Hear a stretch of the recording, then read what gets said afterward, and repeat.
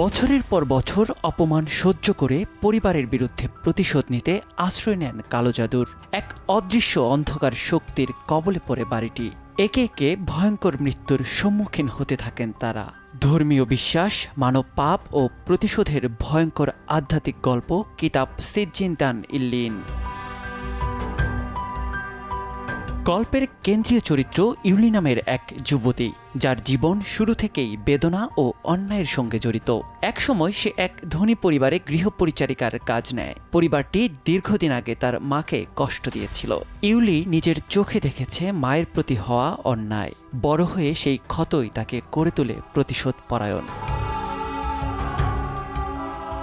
এক রহস্যময় জাদুকরের কাছ থেকে ইউলি শিখে নেয় অভিশাপ প্রয়োগের রীতি, যা মানুষের আত্মাকে বন্দী করে সিজ্জিন নামের বইতে। সিজ্জিন হলো পাপীদের জন্য একটি কারাগার, আর ইল্লিন সৎ ও আলোকিত আত্মাদের স্বর্গীয় রেকর্ড। এই দুই বই ইসলামী বিশ্বাসের ধারণা থেকে নেয়া, যেখানে মানুষের কর্মফল লিখিত থাকে। দেয়ালে রক্তের দাগ, আয়নায় মুখবিহীন প্রতিচ্ছবি, আর রাতে কান্নার শব্দ। ইউলির মনেও তখন শুরু হয় দ্বন্দ্ব।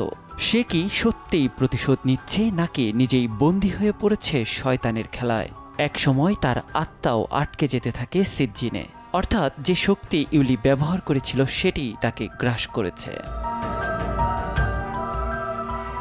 নিয়াত শুভ, সময় সংবাদ।